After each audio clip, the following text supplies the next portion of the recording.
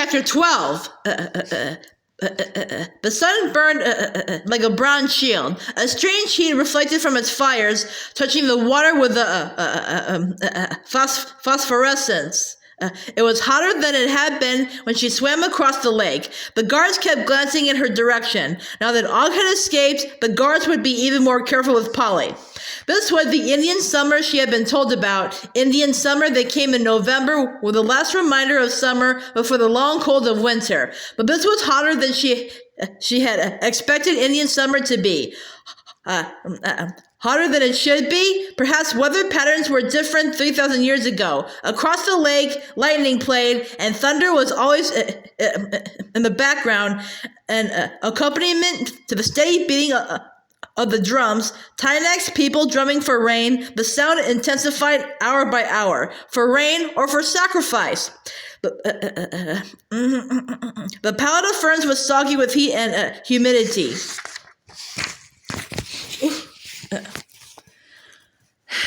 She pulled it to the entrance of the lean-to, hoping for a breath of air, lay back with her eyes closed. A warm breeze touched her gently. In her mind's eye, she saw her room, which had once been Charles Wallace's room, looked out of the window to the view of fields and woods and the low ancient hills that gave her a sense of assurance, but the jagged mountains did not. She moved her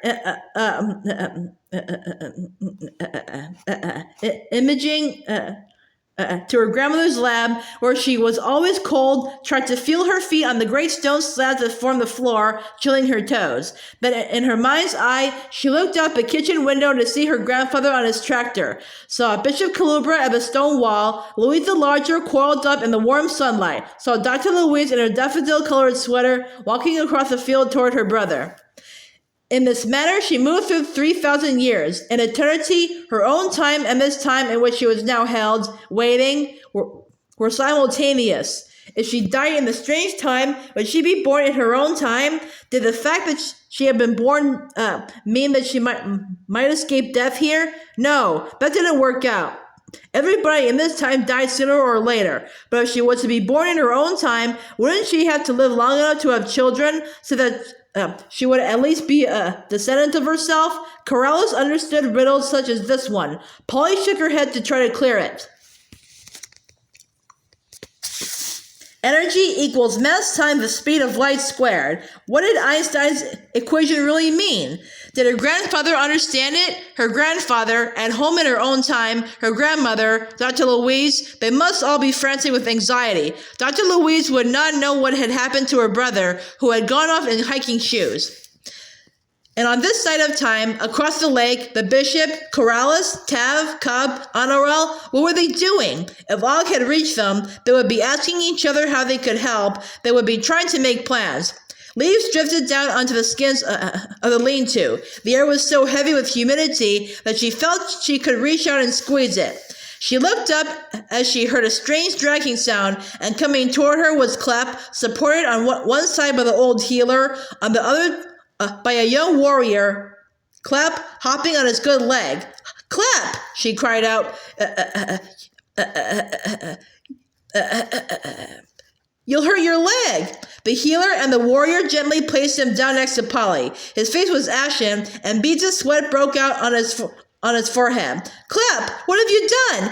You shouldn't have come. Polly knelt by him. I had spoken with Tynak, Clap whispered. The healer gestured at the warriors, who glanced wonderingly at Clap, then drew back several paces. Then the healer knelt on Clap's other side and examined the broken leg, lifting the compressive muscles on the wound where the skin was cleanly healing but was still pink and new-looking. He held his hands over it, shaking his head and mumbling, "There is fever again. He should not be upset." Polly understood him to say, in his tense he did fret. He held his hands over the leg, glanced at Polly, nodded. She held her hands out too, just over his. The healer withdrew his right hand to place it over Polly's, not touching, hovering delicately. Again she felt the tingling warmth and then a strange heat, as though they were drawing the fever out of Clap's inflamed skin. Then the heat was gone, and there was a sense of color, of gold of sky in early morning, gold of butterfly wings, gold of finch in flight. The pinched look left Club's face, and his whole body released its tension. He looked gratefully at the healer and Polly. Thank you. I am sorry to have caused trouble. I had to come. He looked pleadingly at the healer, who squatted back on his heels. I had spoken with Tynak, Club said again. He has said that you have caught the rain across the lake with the angel you took from him. I didn't take the angel from him, Polly pointed out. He tried to take it from me. He is angry and he is fearful. He said that you are withholding rain from us and the people are angry. With Clep, Polly could not understand every word, but enough to get the gist of what he was saying. I don't control the rain, she said. I want it to rain here as much as you do. The healer murmured, but Polly just guessed that he was saying that a broken leg was easier to heal than anger. Briefly, Polly closed her eyes. Her voice shook. I thought when Zach kidnapped me, it was for me to be the sacrifice so the healer would fix his heart. The healer shook his head. No. And from his mumbling, she guessed that it was Tynak who had prevented the healer from working with Zachary until Polly came. A healer heals. Clep said, that is what Zach thought, what Tynak wanted him to think, maybe what he still thinks. But the people do not care one way or the other about Zach. They are tired of waiting to get food. They want the sacrifice, so there will be rain. Polly thought of Anara singing her hymn of joy to the mother after she had placed the flowers on the altar, of the people of the wind greeting morning and evening with harmony. Your God demands sacrifice and blood, or the rain will be withheld? Clep said what she took to mean. For each person, the God is different. There is a different God? No. Each person sees differently. Clep, what do you believe? That you are good, that you have nothing to do with rain or drought, that your blood is your life, and, while it is in you, you will use it for good. But the power is when you are alive, not when you are dead and the blood has spilled on the ground. He added, Honorel says I am a druid, and smiled. Polly was listening intently, translating Clep's words as they spoke into words she could comprehend. The healer has much power, Clep continued. I have seen him bring back life where I thought there was none. But even he cannot bring your blood back into you if it is spilled out of your body. The healer spoke. His vocabulary was far more in his hands than in his mumbling, and this time she could not understand what he was saying. Clep translated, Go back to your own place. I wish I could. Clep turned to the old healer. They spoke together for a long time, and Polly could not understand what they were saying. Finally, Clep nodded at the healer and turned to Polly. Tonight, when the moon rises, there will be much noise, many people. We will help you get to the lake, stop at arrows and spears so you can swim. You can do this? Clep was fierce. There will be no sacrifice. The healer has great power. No one would dare throw a spear at him. No one would dare try to stop him in any way. He will protect you as you run to the water. It was a slim hope, but it was a hope. She did not think she could make the swim again, but better to drown than be put on that terrible altar rock. Thank you. I am grateful. You were good to me, Clep said. Your people of the wind were good to me. I would become one with Anaral. From you, I have learned much. I have learned that I love. Love, that is a good word. Yes, it is a good word. What I do not do just for you, though I hope I would do what I do even if it were not for Anaral. But if you are sacrificed, do you think the people of the wind would let me see Anaral to love? Do I learn love and then let love be sacrificed along with you? Again his brow beaded with sweat. You will swim? I will swim. She tried to sound certain for Clep's sake. The healer spoke again. Clep said, You have the gift. The healer says you must serve it. Tell the healer I will try to serve the gift. As surely as Dr. Louise had done all her life, so would Polly try to do. Clep nodded, looked out at the village where people talked in small groups. The sound ugly, menacing. I will stay with you. I cannot do much, but my presence will help. The healer looked at Polly. We'll stay. Surely the healer's presence would keep the people from coming to the lean-to and dragging her out, at least until the full moon rose. And the very fact that these two men, the young and the old, were with her, cared enough to stay with her, filled her with warmth. She asked, Clep, what about Zachary? I came back across the lake with you because of Zachary. Zach? Oh, he is of no importance. She did not understand. She repeated, but I thought I was to be sacrificed so that his heart could be mended. That is, Clep searched for words, that is not in the middle, not in the center. Well, yes, she could understand that Zachary was peripheral, but did he know it? If rain comes, if the people are quiet, then the healer, Clep glanced at the ancient man who remained squatting back on his heels, as comfortable as though he were in a chair. He will try to help Zach because he is healer. Where there is brokenness, he must heal. Tynak wanted you to think that Zach was important because he thought the line was drawn close between you. That you loved him. No, Clep.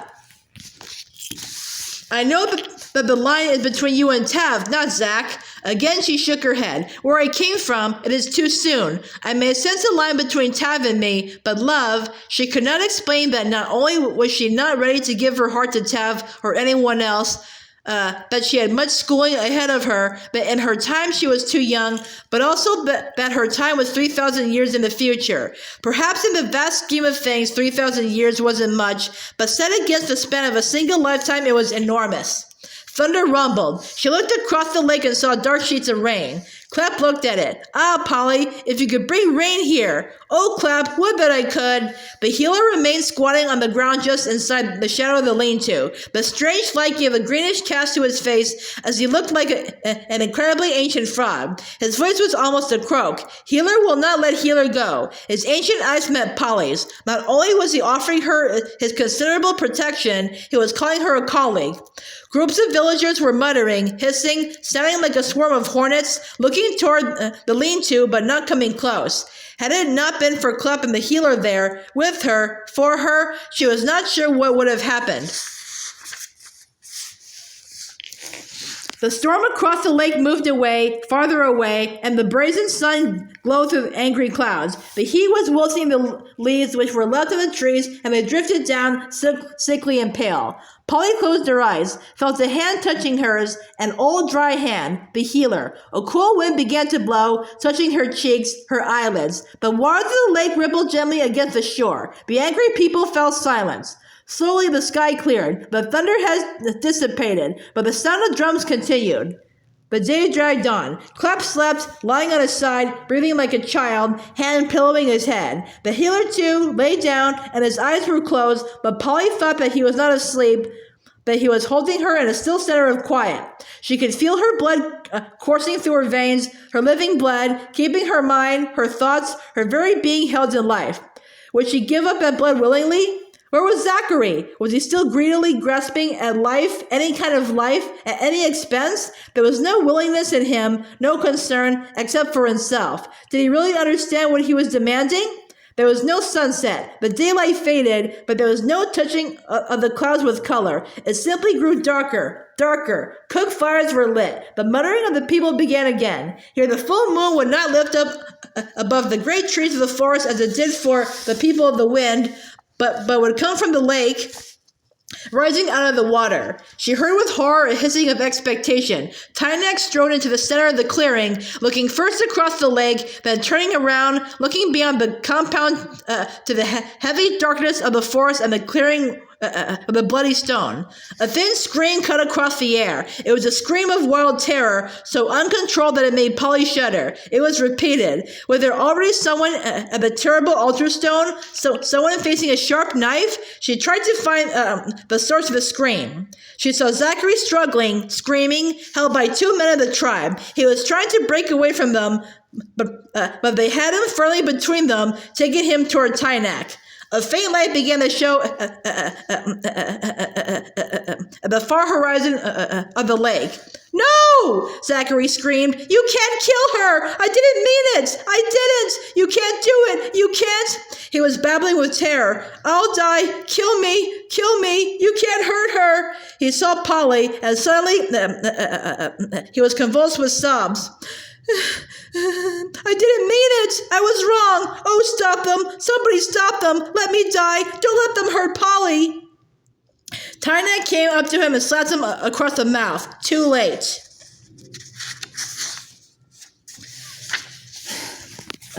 Zachary was shocked into silence. He tried to pull one hand away to wipe his mouth, but the two men held his arms, and a trickle of blood slid down his chin. The sacrifice must be unblemished, Tynak said. You are not worthy. Polly was as cold as when she had swum across the lake. Not only her body seemed frozen, but her thoughts, her heart.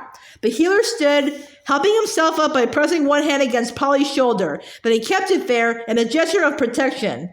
Clep pushed himself up into a sitting position. Polly saw, without really taking it in, that he had a curved knife at his belt, which he now took out and held firmly. Tynak, I warn you, he started, but Tynak raised his hand threateningly. With his position of authority as chief of the tribe, he did not need a weapon, and Clep, with his broken leg held stiffly between two staves, could not move.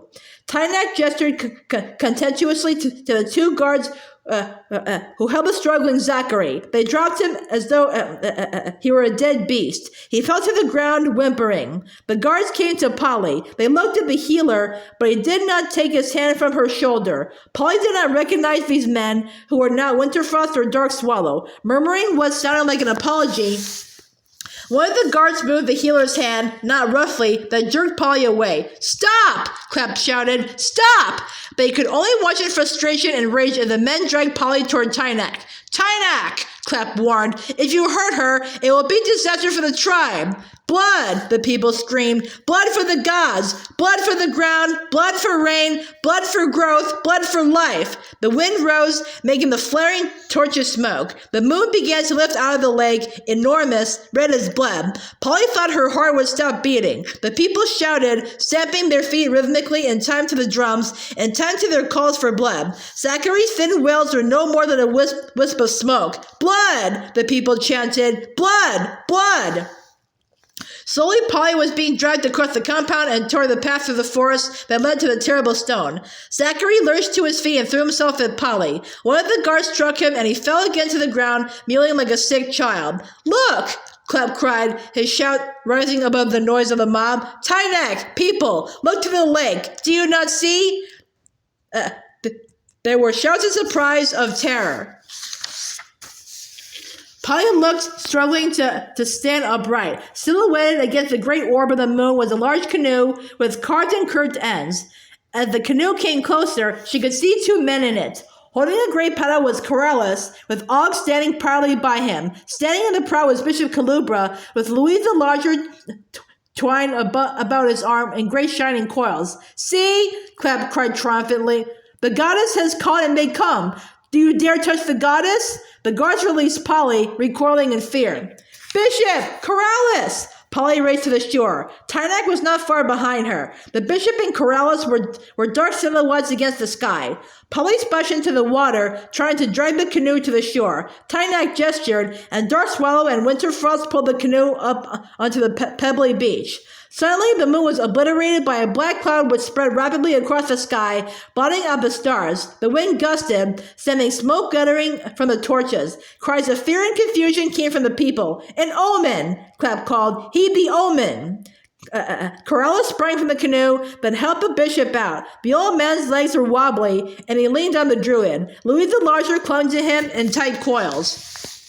The healer came up to them, peering first at Corellis, then at the bishop, whose face was suddenly illuminated by a startling flash of lightning. It was followed almost immediately by thunder, rolling wildly between the two chains of mountains, those of the people of the wind and those of the people across the lake. Then the rain came, at first spattering in heavy drops into the water, onto the beach, the skins of the tents. Then it came in great sheets, almost as though the waters of the lake were rising to meet the rain clouds. When Corellis and Taff had been blown by the storm to the people of the wind, the rainbow had arched across the sky and been seen as an omen. Rain had been threatening for days, and now it had come, but the people across the lake did not accept it as a natural result of clouds and wind patterns, a storm born of a cloud blown by a wind that veered around and came at them from the east, followed by downdrafts producing great charges of static electricity, which burst fierce bolts of lightning and roaring thunder. The storm was seen by the people across the lake as a wonder brought by the bishop and the snake, but Corellis and the dog, by Corrales and the dog, and by Polly, who had summoned them. To the tents, Tynak cried, and people began to run, women gathering up their children, scurrying across the compound. Tynak held his face up to the rain, his mouth open, swallowing rain in great gulps. The healer led the bishop to Polly's lean-to, and she and Corrales followed. "Oh, Bishop," she cried. "Oh, Corrales, thank you. And you too, Louise. Ugh, oh, thank you." Clap was already soaked by the downpour, and Corrales helped the healer and Polly drive the young man to shelter. Zachary was still huddled on the ground, the rain pelting down on him. Nobody seemed to notice him. Polly looked at the bishop. Everybody was dripping rain. Louise the Larger had retired to the farthest corner of the lean-to. The lightning flashed again, hissing as it struck water. When the thunder came, she ran out to Zachary. "Zach, get up. Come." Let me die," he moaned. "Don't be dramatic. Come on, it's raining. There isn't going to be any sacrifice." Zachary tried to burrow into the hard ground. "Let me alone." She pulled at him, but he was a dead weight and she could not move him. "Zach, get up." Corrales was at her side. Between them, they raised Zachary to his feet. "Come on, Zach," Polly urged. "Just get away from the lightning." She flinched as it struck again, thunder roaring on top of it. Corrales helped her drag Zachary to the lean-to. When they let him go, he fell to the ground and curled up in fetal position. "Leave him be," Bishop Calibra said gently. The rain continued to sweep from the lake across the village. The lean-to was small protection, but the rain was warm. Lightning arrowed down, striking into the lake, onto the rocks of the shore. There was a horrible cracking sound, and then a crashing, which echoed as loud as the thunder. "A tree," Clapp said. "The lightning has hit a tree." Slowly the storm moved off. Polly counted 5 beats between lightning, flash, and thunder, then 10. Then the lightning was only a general illuminating of the sky at the horizon. The thunder was only a distant rumbling. Tynak came to them, holding his palms out to show that he was weaponless, and bowed to Corrales, then to Polly. "You brought rain!" His voice was awed. "No, Tynak, rain came. I did not bring it." But there was no way she could make Tynak believe that the rain had not come because of her powers. Polly was a goddess who brought rain. She did not like the role of goddess. "Bishop," she implored. The bishop was sitting on the pallet. The clouds had gone with a storm, and a flash of moonlight entered the lean-to and struck the topaz of his ring. "It is enough that the rain has come," he said to Tynak. "We do not need to understand." "You are a healer?" Tynak asked. "Not as your healer is healer, or as Corrales, but that has been my aim, yes." Tynak looked at him, looked past him to Louise the Larger, coiled in the shadows, then nodded at Corrales. "You will come?" Corrales nodded. "Polly too." "Where?" Polly asked. "The whole council," Corrales said. "It is meet." Zachary will wait." There was neither condemnation nor contempt in Corrales' voice. "Bishop Heron," Corrales said, "it is fitting that you come too." He held out his hands to help the bishop to his feet. "I go too," Clapp announced. Clapp had authority. Ultimately, he would be the leader of the tribe. Winterfrost and Dark Swallow were summoned to help him. "Clapp," Polly demurred, you promised Honorel you'd be careful. This is going to be terribly hard on your leg." "I go," Clapp insisted. There was still a tension of electricity in the air. Clouds were building up again, scudding past the brilliance of the moon, so that light was followed by shadow, shadow by light, making strange patterns as they walked. When they reached the end of the path that led to the clearing, they were blocked. A great oak, the tree the lightning had struck, lay uprooted across the path. There was no way they could get across it to the clearing with a rock. Corrales went to the felled tree, putting his hand on the enormous trunk. Og leapt up to stand at his side. Tynak drew back, but only slightly, standing his ground. "This tree will do for a meeting place," Corrales said. "The goddess," Tynak bowed toward Polly. "She has great and mysterious powers." "I am not," Polly started, but Corrales raised his hand and she stopped. Corrales' eyes regarded her calmly, their blue bright as sapphires in the moonlight. "Polly, it is fitting that you tell Tynak the terms of her peace." She looked at him, totally unprepared. His face was serene, but stones in his torque burned like fire. She swallowed, breathed, swallowed. Then she turned to Tynek. There will be no more raiding. If you are hungry, if you need food, you will send Klep when he can walk again to speak with Corellis. The people of the wind are people of peace. They will share what they have. They will show you how to irrigate so that your land will yield better crops. And if, at some time, they are in need, you will give to them. The people of the wind and the people across the lake are to live as one people. She paused. Had he understood? He stood beside Corellis, nodding. She continued, to seal this promise, and with Honorable's consent, she and Klep will be, there was no word for marry or marriage, will be made one, to live together, to guard the peace. Klep? But that is my wish. Klep's smile was radiant. Tynek stood looking at Polly, at Corellis, who was leaning against the fallen body of the great tree, at Klep held upright between Winterfrost and Dark Swallow. Polly said, these are our terms. Do you accept? I accept. Tynek suddenly seemed old. Klep, I accept. Gladly. Honorable and I will seek to bring peace and healing to both sides of the lake. Polly felt a small nudge in her ribs. The healer was poking her. Blood, he said. She nodded. She did not know why she understood what he meant, but she did, perhaps because of childhood stories about blood brothers and sisters. She took the gold knife the bishop had given Honoral, then opened the notebook to a fresh page. She flipped off the blade, which was bright and clean, looked at Tynek. Hold out your hand. Without question, he held his hand out to her. She took the knife and nicked the flesh of the ball of his middle finger, then squeezed it till a drop of blood appeared. This she smeared on the clean page of the notebook. Corellis, he too, without question, held out his hand, and she repeated the procedure, then blended the 2 drops of blood on the page. This is the seal and sign of our terms of peace. She took the page, then reached for the scissors and carefully cut the page in half so that there was mingled blood on each piece of paper. One piece she handed to Corellis, the other to Tynek. Then she took the cut sketch of Tynek and handed him one half and gave the other to Corellis. This is a sign that you will never break the peace. If you do, Corellis has your power. Again, Tynek clutched his chest as though in pain. Corellis will never hurt you, Polly said. Only you can hurt yourself. She felt infinitely weary. I would like to go now, back across the lake. The healer nudged her. Zach. She was too tired to think of Zachary. What? The bishop reminded her. There is the matter of Zachary. She leaned against a fallen tree. She was too tired even to stand any longer. The bishop continued, you came back here to the people across the lake because of Zachary. However, you can forget about him now if you wish. Can I? Oh, Bishop, can I? She never wanted to think of Zachary again, but she pushed away from the fallen tree. We'll go back to him. I suppose he's still in the lean-to. The procession moved back toward the village. Winterfrost and Black Swallow supporting Klep so that he could hop without any strain to his injured leg. People were beginning to emerge from their tents. The air, cleansed by the storm, felt fresh and fragrant. Now they looked at Polly with wondering awe.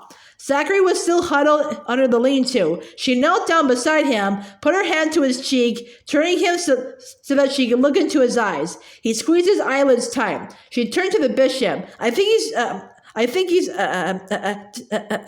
decompensated, she said. I think he's beyond us. No, Bishop Kalubra said. Never say that, Polly. The healer knelt on Zachary's other side. Zachary whimpered.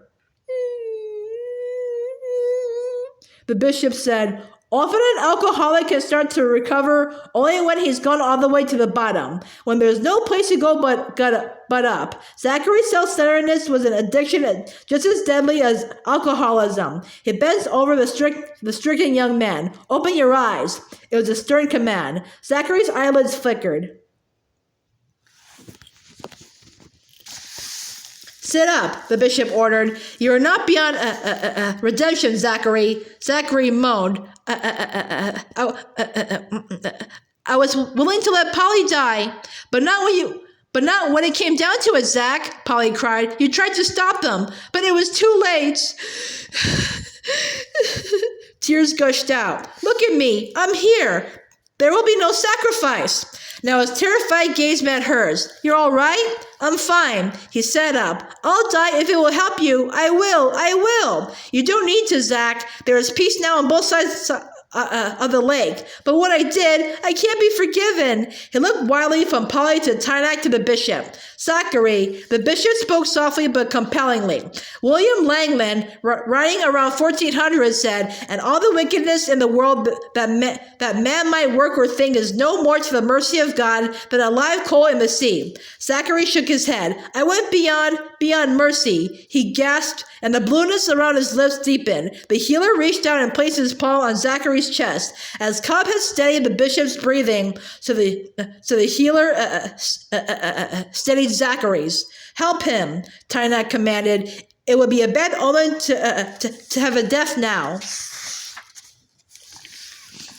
Corrales knelt and lifted Zachary so that the young man lay against his chest. With one arm, he supported him. His right hand reached under Zachary's wet clothes, and he nodded at the healer. The old man opened Zachary's jacket and shirt, baring his chest. Then his hands joined Corrales's, hovering delicately as though his ancient fingers were listening. Corrales breathed slowly, steadily, so that Zachary's limp body, held firmly against the druid's strong one, could feel and catch the rhythm. He looked at the bishop. Please. The bishop, too, knelt, placing his long, thin hands over Zachary's chest. The healer nodded at Polly. She lifted her hands, held them out, and then she was caught in the restoring power of the healer and Corrales and the bishop, their hands not touching, but tenderly moving over Zachary's pale and flaccid chest. Again, Polly felt the golden tingling, and then a stab of acute pain went through her body like lightning, eased off, leaving her weak and trembling. Again came the warmth, the gold.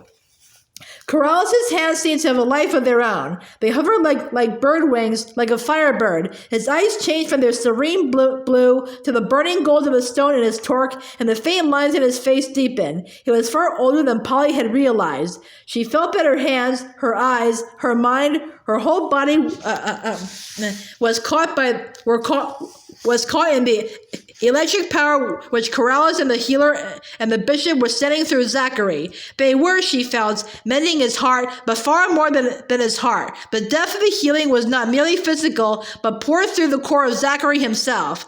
Time shimmered, stopped. Polly was not sure that she was breathing or that her heart was beating. Everything was focused on Zachary. Tynak let out a hissing sound, and time began again. Polly could feel the steady beating of her heart. The tingling warmth left her hands, but this time they were not cold but warm and dry. Corrales sat back on his heels, Zachary still leaning against him. It is well, the healer breathed. Corrales smiled. It is well. The bishop rose, looking down at Zachary. It is well. Now Polly, too, sat back. Zachary? The blue was gone from his lips. He stammered. Hush, the bishop said. You don't need to say anything. He looked at Corrales. His heart? It will do, Corrales said. It is not perfect, but it will do. Much power, the healer said. Great power. He looked at Og, who was sitting watching, ears pricked high, and Louise the Larger, who was lying quietly, coiled into a circle. All worked together. Good. Am I all right? Zachary's voice trembled. Not perfect, the bishop said, but Corrales tells us that your heart will do. Yes. A touch of color came to his cheeks. I don't know what to say. Nothing. But I was willing to let Polly die, and you still helped me. You will not do Polly or any of us any good by holding on to your guilt. You will help by taking proper care of yourself. There is more to be renewed than your heart. I know. All this time, I know. Come. Corrales stood. The storm is over. Now there is rain. The clouds deepened and rain fell, soft penetrating rain, quenching the thirst of the parched earth. Now winter, wheat could be planted, the ground prepared for spring. Let us cross the lake, Corrales said. Honorable, Cub, Taft are all anxiously waiting. Tynak and the healer escorted them to the canoe. Clep, helped by Winterfrost and Dark Swallow, stood on the shore and waved goodbye. To Honora, you will give my love. Now that Clep had learned the word love, his face glowed with joy each time he said it. The healer raised his arm in blessing. Come, Tynak said to the healer and Clep. At the 6th of the moon, we will invite them, all the tribe, for a feast. They will not mind that the food has come from them. Corellis laughed, and winter frost and dark swallows splashed into the water, pushing the canoe until it floated free. Cub and Honorable were waiting eagerly to greet them and ran into the lake to help pull up the canoe. Once ashore, Polly found that she was trembling so that she could hardly walk. Cub put his arm around her and led her into Corralis's tent. "You have given too much." He helped her onto one of the fern beds. Where was Tav, she wondered. The bishop looked at her lovingly. "The virtue has been drained from her. It will return." "I don't want to be a goddess anymore," Polly said. Honorable brought her a warm drink, and she sipped, letting it slide down her throat and warm her whole body. "Cleb?" Honorable asked. "He is all right," Polly assured her. "Truly all right?" "He has moved his leg more than he should, but he's all right. He loves you, Annie." A gentle drifting of color moved over her cheeks. "I am so glad, so glad." She reached out and pressed Polly's hand. Polly returned the pressure, then looked around for Tav and realized that not only did she not see Tav, she did not see Zachary. "Where's Zachary?" she asked. "With Corrales." Close squatted by Polly, taking her wrist in his gentle fingers, letting it fall only after he was satisfied. "Don't let him come here," Polly implored. Cub looked at her questioningly. "I don't want to see him." If she had to do it all over again, she would do the same thing. She would go back across the lake. She would hold her hands with the healer and Corrales and the bishop over Zachary's heart. But now it was done. It was done, and there was nothing left except an exhaustion that was far more than physical. The bishop smiled at Polly. "I have a great question that will never be answered. Did the time gate open for me and then for Polly because of Zachary?" Corrales entered and the bishop spoke. "Who knows for whom the time gate opened?" His voice was quiet. "What has happened here in this time may have some effect we do not know and cannot even suspect here in my time or perhaps in yours. Let us not try to understand the pattern, only rejoice in its beauty." Was Zachary part of the beauty? Polly wondered, but she was too exhausted to speak. "Come." Corrales turned. "Will you go to Zachary, please, and stay with him?" Cub nodded and left, obediently, just as Tav burst into the tent. "Polly!" He rushed to her. "Tav!" Tav knelt on the packed earth in front of her, raised one hand and gently touched her lips. "Mwah! Are you all right?" "I'm fine." "Truly?" "Truly, Tav." There was a deep sadness in her heart. She would not see Tav again, and that was grief. "And that Zach?" Tav demanded. "He is all right, too." Tav scowled. "He would have let you be killed, but he didn't. He wanted to." "Not really, Tav. He is not worth one hair of your head." Honorable nodded. "I am still very angry with him." "Annie," the bishop chided gently, "you do not think that all that Polly went through was for the sake of Zachary's physical heart?" I don't know." Honorable's voice was low. "It is Polly I care about, not Zachary." "Don't care?" "Bishop, maybe his heart," she touched her chest, "is better. But what about the part of his heart that will let Polly be sacrificed, her life for his?" "Change is always possible," the bishop said. Honorable looked rebellious. "For Zach, who helped kidnap Polly? Who would have let her be put on the altar stone? Who would not have stopped a knife? Can he change? Can he? Can you truly say that change is not possible? Can you refuse him that chance? Can you say that only his physical heart was healed?" Tav growled. "He would have harmed my Polly." "Zachary hit bottom," the bishop said. "It was an ugly bottom, yes, but in the pit he saw himself." Tav pounded his spear angrily on the ground. The bishop continued. "Now it is up to him." Honorable scowled. The bishop smiled. "Your anger won't last, Annie. You are warm of heart." "Polly is back." Tav reached out again to touch her. "Polly is back. That is all that matters. I do not think about that Zach. I think about Polly and that the rain has come. Yes, and now you will go." He held out his hands out to her with longing. She sighed deeply. "To my own time, Tav, if the threshold is open." "And Zachary?" Tav demanded. "Do you have to take him with you?" At last Polly laughed. "Do you want him here?" Tav scowled. He did not want my Polly out of obedience to the mother or for any good save his own. The bishop looked around the tent. When Zachary saw Annie, he entered the circles of overlapping time. "Behold, I have set before you an open door, and no man can shut it."